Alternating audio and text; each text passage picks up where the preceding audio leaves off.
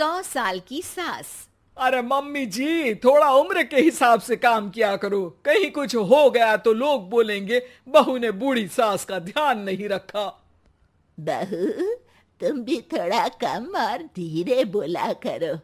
कहीं चिल्लाते हुए कभी कुछ हो गया तो वही लोग बोलेंगे 100 साल की सास भली चंगी बैठी है और बहू बेचारी चलती बनी। वैसे मम्मी जी, दादी बिल्कुल ठीक बोल रही हैं। हैं? क्या ठीक बोल रही है? वो जो कुछ भी बोले वो सास है, पर तुम क्यों बोल रही हो? बहू होकर सास से जुबान लड़ाओगी क्या? ऐसा बोलते हुए निर्मला को धसका उठ जाता है। कहा था ना, मत चिल्ला मत चिल्ला। तुझे बिना सास और बहू से जुबान लड़ाए बिना शांति नहीं मिलती। अरे माँ, दादी की बात सुन लिया करो, तुम्हारे भले के लिए बोलती है ना। अरे कोई भला नहीं, इन्हें बस मुझे परेशान और शो ऑफ करने का शौक है। हाँ। चल झूठी। इस परिवार में 3 पीढ़ी की औरतें रहती है, जिनका हर समय कोई ना कोई अलग ड्रामा चलता ही रहता है, जिससे और किसी का पता नहीं, लेकिन सूरज बहुत परेशान रहता है। माँ, पियाली और दादी, आप तीनों के पास एक दूसरे को सास बहू वाले ताने देने के अलावा कुछ काम हो या नहीं, पर मेरे पास जरूर है। इसीलिए पियाली जरा लंच ले आओ, मुझे ऑफिस भी जाना होता है। इस पर पियाली सूरज को लंच देती है और वो ऑफिस चला जाता है, जिसके बाद तीनों एक बार फिर अपनी बातों या कह लो कि नोक-झोंक में लग जाती हैं। इसी में दिन बीत जाता है। रात को सूरज के साथ उसके दोस्त भी खाने पर आते हैं। पियाली, मेरे कुछ दोस्त आए हैं। सॉरी, अचानक प्लान बना तो बता नहीं पाया। तुम जल्दी से डिनर बना दो ना। अरे वाह रे आलसी माँ की आलसी बेटी, पहले बिना बताए दोस्तों को घर ले आओ, फिर बोलो जल्दी से डिनर बना दो। इतनी जल्दी है तो खुद बना लो। अरे माता, सब बाद में दिखा देना, अभी खाना बना दो ना प्लीज। ऐसा बोल के सूरज दोस्तों के पास जाकर बैठ जाता है और पियाली डिनर की टेंशन में अपनी सास के पास पहुंच जाती है, जो अपने कमरे में आराम कर रही होती है। मम्मी, सूरज अचानक दोस्तों को घर ले आए हैं, क्या करूं अब? कुछ ऐसा बताओ ना जो जल्दी बन जाए और सर्व करते हुए भी अच्छा लगे। अरे रेस्टोरेंट से मंगा ले, दोबारा परेशान मत करना, सोने दे मुझे। इतने में दादी सास भी वहां आ जाती हैं।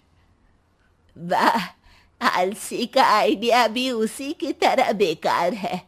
कोरोना में बाहर से खाना मंगाएंगे। बहू, तुम सो ही जाओ, वही काम अच्छे से कर सकती हो। चल पियाली, मैं बताती हूँ क्या करना है। इस पर दादी सास पियाली के साथ मिलकर सारे मेहमानों के लिए खाना बनाती है, जिससे उन्हें ज्यादा मेहनत भी नहीं करनी पड़ती और सबका पेट भी भर जाता है। दादी के इस आइडिया से पियाली और सूरज बहुत इम्प्रेस हो जाते हैं। दादी, क्या यही खाना आपकी इस उम्र में इतना एक्टिव रहने और एंडलेस लाइफ का राज है? वैसे दादी ने आज तक राज किसी को बताया नहीं। इन्होंने ससुर जी तक को नहीं बताया, तभी तो वो ऊपर पहुंच गए और ये अभी तक यहीं है। तेरी सास मेरे ऊपर पहुंचने का ही इंतजार कर रही है, पर इस आलसी का ये सपना पूरा नहीं होने वाला। क्यों जी, अमर होने का वरदान लेकर आई हो क्या? अमर का पता नहीं, पर लगता है तुझसे लंबा जरूर जी लूंगी। इससे पहले कि दोनों सास बहू में कोई बहस शुरू होती, पियाली बीच में बोल पड़ती है। ठीक है, आप दोनों लड़ क्यों रही हैं? हम तो चाहते हैं कि आप दोनों हमारे साथ हमेशा रहें। पियाली की बातों पर दोनों शांत हो जाते हैं और उनकी लाइफ पहले जैसे चलने लगती है, जहां दादी सुबह जल्दी उठकर कुछ न कुछ काम करते हुए पूरा दिन बिताती है, तो वहीं निर्मला और पियाली लेट उठने से लेकर धीरे धीरे आलस में काम करना और जब मर्जी सो जाने से अपना दिन बिताती हैं। एक दिन निर्मला की सहेली उनके घर आती है। अरे क्यों रे निर्मला, कैसे चल रही है जिंदगी? सब बढ़िया, बस ये बुढ़िया ऊपर जाए तो ज्यादा अच्छा होगा। अरे ऐसा क्यों बोलती हो? तुम्हें तो उनसे सीखना चाहिए, वो बहुत फुर्तीली हैं। मैं उन्हें रोज मॉर्निंग वॉक करते हुए देखती हूँ, और वहीं तुम और तुम्हारी बहू हैं जिन्होंने शायद सुबह का सूरज आज तक देखा ही नहीं होगा। सहेली की बात सुनते ही निर्मला भड़क कर चिल्लाते हुए पियाली और अपनी सास को वहां बुलाती है, जिनके साथ सूरज भी वहां आ जाता है, और ये सब देख सहेली वहां से चली जाती है। अरे सासू माँ, आपको हमसे क्या दिक्कत है? अब तो मेरी सहेलियां भी आपकी वजह से मुझे ताने देने लगी है। मम्मी जी, कुछ तो लोग कहेंगे, लोगों का काम है कहना, आप इग्नोर करो ना। अच्छा वैसे महारानी, वो तुम्हें भी वही सब बोल रही थी? है? मैंने क्या किया? अरे किलस क्यों रही हो? अब तो समझो और अपना लाइफस्टाइल सुधारो। ओ मोरी मैया, अब हमारा लाइफस्टाइल भी खराब हो गया क्या? आपका तो हाई फाई है ना, बस उतना ही ठीक है। तुम लोग हमेशा पूछते हो ना कि मेरी इस उम्र और अभी भी इतने एक्टिव रहने का राज क्या है, तो वो ये लाइफ स्टाइल ही है, जिसे हाई फाई नहीं पर सिंपल कहते हैं। दादी, अब कहना क्या चाहती हो? यही कि मैंने अपनी जिंदगी में बहुत किताबें पढ़ी हैं, जिनमें एक किताब से मुझे ये समझ में आया कि हम कितने गलत तरीके से जिंदगी जीते हैं। उसी के बाद मैंने एक अच्छे जीवन के लिए इकिगाई रूल अपनाया, जिसका मकसद तो सिर्फ अच्छा जीवन जीना था। इतना लंबा कैसे जी गई मुझे खुद अचंभा होता है। ओह, तो मतलब आप मुझे परेशान नहीं करती थी? वो तो आप करती हैं। वैसे ये इकिगाई क्या है? थोड़ी रिसर्च खुद भी कर लो आलसियों, सब मैं ही बता दूं क्या?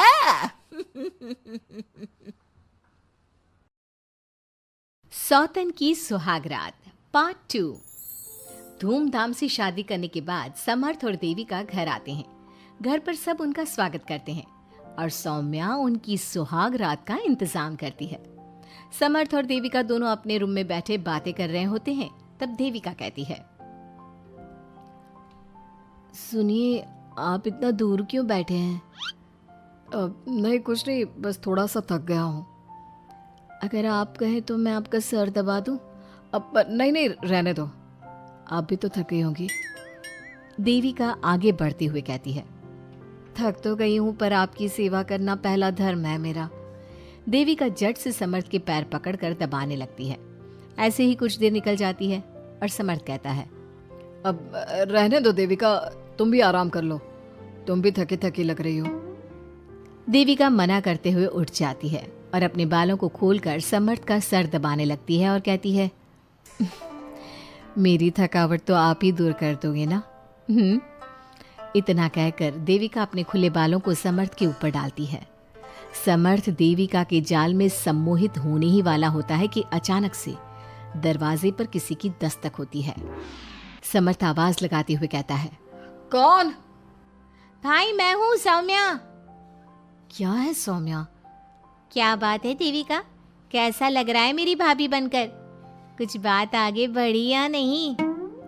बात आगे बढ़ती कैसे? तू जो आ गई कबाब में हड्डी। अच्छा जल्दी बता, किस लिए आई थी? सौम्या ठिठोली करते हुए कहती है, क्या बात है देविका, बहुत जल्दी हो रही है। वैसे मैं तो दूध का गिलास देने आई थी। आखिर मेरी सहेली की सुहाग रात में कोई कमी नहीं होनी चाहिए। देविका दूध का ग्लास लेते हुए जल्दी से दरवाजा बंद कर लेती है और पीछे मुड़कर देखती है तो समर्थ तो सो चुका था। देविका समर्थ को उठाते हुए कहती है, सुनिए समर्थ जी, उठ जाइए ना, सौम्या दूध देने आई थी, इसे पी लीजिए फिर आप सो जाना। समर्थ नींद में उठता है और दूध पीकर फिर से सो जाता है। देविका उसके बगल में बैठी कहती है, सुनिए समर्थ जी, आज हमारी पहली रात है और आप सो रहे हो। समर्थ नींद में ही कहता है, देविका मैं बहुत थक गया हूँ, मुझे बहुत तेज नींद आ रही है, तुम भी सो जाओ। सोने के लिए तो पूरी रात पड़ी है, आप उठिए ना और कुछ देर मुझसे बात तो करिए। देविका जिद करते हुए समर्थ को आधी नींद से उठा देती है। समर्थ उठकर बैठ जाता है और कहता है, बोलिए देविका जी, आपका हुक्म सर आंखों पर। सुनिए, मैंने सुना है कि पति अपनी पत्नी को पहली रात कोई तोहफा देता है, आप मेरे लिए कुछ नहीं लाए क्या? वो मैं कैसे भूल सकता हूँ, लाया हूँ पर वो दूसरे रूम में रखा है। तो दिखाइए ना क्या लाए हैं।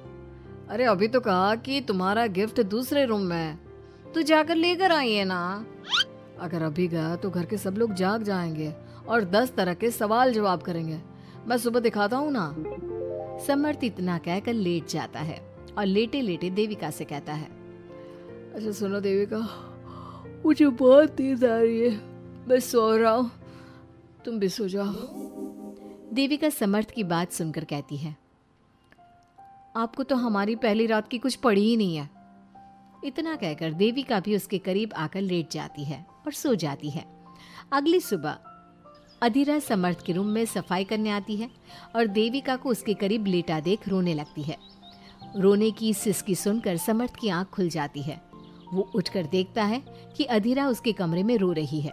उसे देखते ही समर्थ बहुत गुस्से में आ जाता है और अधीरा से कहता है, अधीरा, तुम सुबह सुबह क्यों रो रही हो? तुम्हें यहाँ नहीं आना चाहिए था, जाओ यहाँ से। समर्थ अधीरा का हाथ पकड़कर रूम के बाहर कर देता है और कहता है, अब बिना दरवाजा नॉक किए अंदर मत आना। इतने में देविका भी आ जाती है और समर्थ को भड़काते हुए कहती है, हाँ समर्थ जी, ये रो रो कर हमारे घर में अपशगुन कर रही है, और अब ये देखो कैसे मगरमच्छ के आंसू दिखा रही है।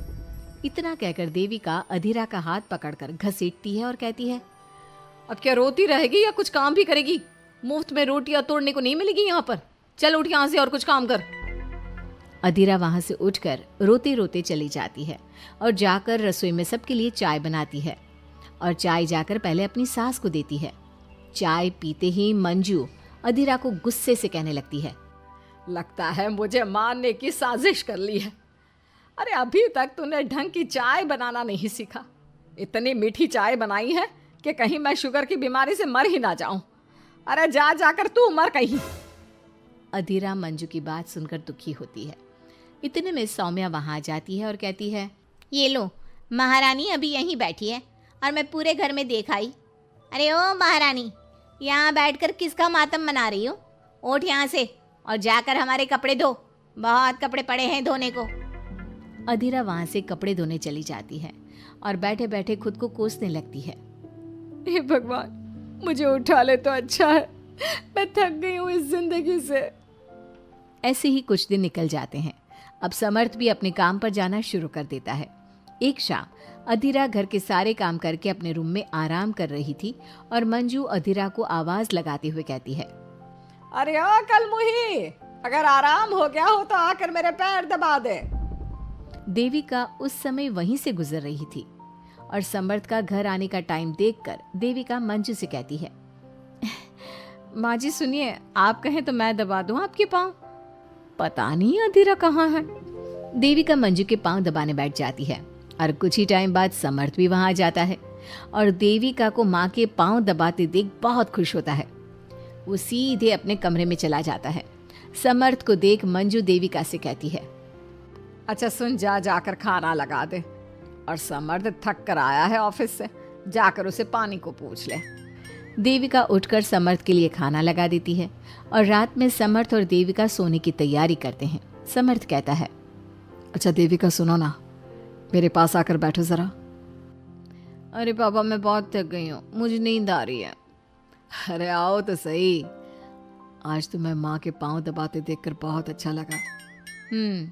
अच्छा क्यों नहीं लगेगा भला? पूरा दिन घर के काम किए हैं और शाम को माँ की सेवा। पर मेरा तो कोई हाथ बांटने वाला भी नहीं है घर में। क्यों? अधीरा और घर के बाकी लोग कहाँ जाते हैं? अधीरा की तो बात ही मत करो, वो महारानी तो बस मटर गश्ती करती रहती है और घर का सारा काम ना मुझे ही करना पड़ता है।